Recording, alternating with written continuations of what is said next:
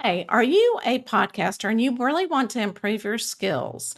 Well, let me tell you, I'm going to share a resource with you, which is PodScore. Hi, I am Michelle Henderson, and I am the host of Michelle's Inspiration Hour. And let me tell you, this is just a wonderful resource to have. Alex from Podmatch has developed this evaluation that you take so that you can find out what personality you are as a podcaster and where you need to improve on. And there's so many things, so many resources, things that you don't know or you don't realize that you can improve on. And whenever you have the epiphany and you go, oh my goodness, I could improve in this area, it also will rate you with a percentage. I will tell you the secret of my percentage. I received a percentage of 46%. And the areas that it ranked me very, very low, I am not surprised. But let me show you what the 12 different type of personalities there are. And as a podcaster. So, and let me tell you which one I got 90% on is that purpose driven podcaster, and which really didn't surprise me. And okay, so the one that I got 0% on was the growth guru. Okay, so the growth guru, it's mainly about marketing, and that's exactly where my weakness is. So I'm learning along the way. And again, when you first start a skill as a podcaster, you are not going to know all of this, all right? Unless you have been in marketing probably from the very beginning, but there's so many different areas that you can improve on. And what I really do, I absolutely love to learn and improve on. And I'm going to share with you five different areas or different things that I have learned so far. I took the test in August, and then now I'm taking the course to improve each one of these areas. Okay, so the number one thing that I have really learned along the way is remember my why. So, whenever I first started my podcast, I've got to remember why did I start this? And of course, I am really wanting to um, inspire other people with the guests that I actually bring on. And so I have to remember my why, especially when, I look at the statistics and I feel like my podcast is not where it needs to be. And I have to remember, you know what? I've got to remember the why first.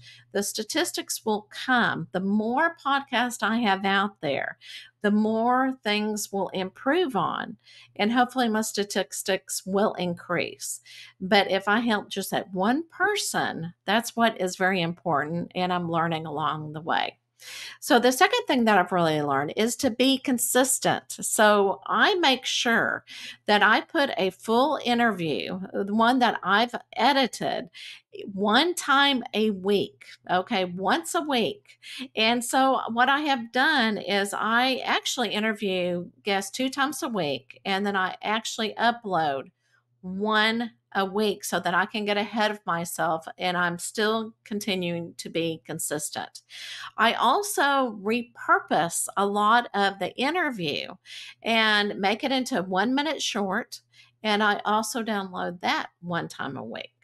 So I'm actually uploading or downloading two times a week.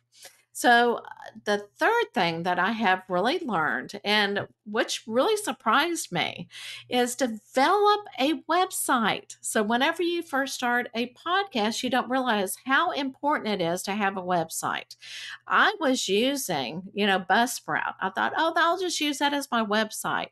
But really, there's so much more things that you can do as a putting your podcast on a website. And I'm going to kind of talk about that.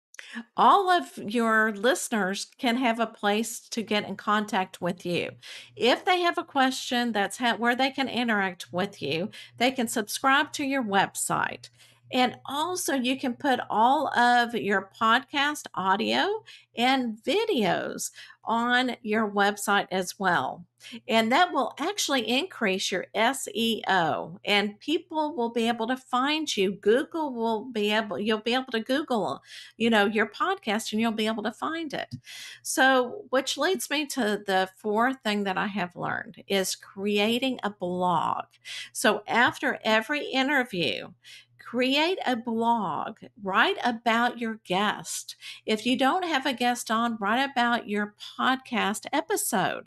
That way, you're getting, again, your SEO out there, you get recognized, you're talking about. So, the more that you put out the material out on Google and the internet, the more that you will be noticed, and your statistics will actually go up because people can actually find you.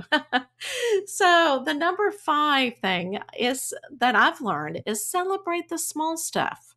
Okay, so I didn't realize that so many people will drop out after 10 episodes. So thinking, oh, this is not for me, or it's too hard, or they run out of gasoline.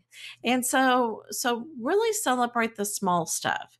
And so how I do that is each season that I have, and each season really has 20 episodes in it. And then what I do is all of the inspiration that each guest have shared, I put that all together in one video clip. So I have season 1 of my guest inspirations, also have season 2.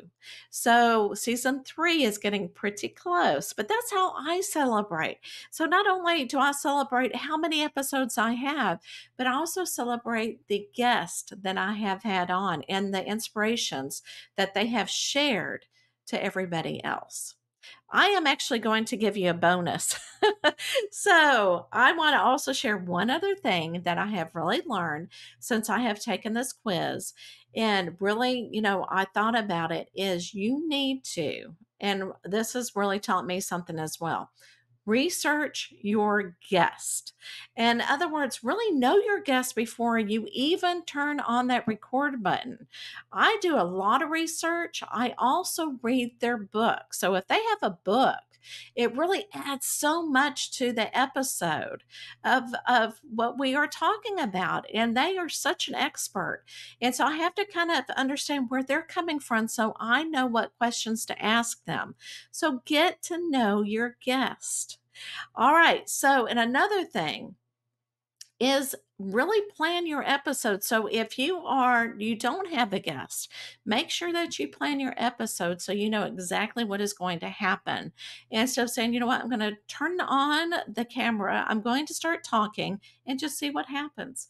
It just makes it so much more of a wonderful informative video if you really know what you're going to say and what the purpose of each episode is. All right, so I hope that you enjoyed this information. And again, take some time.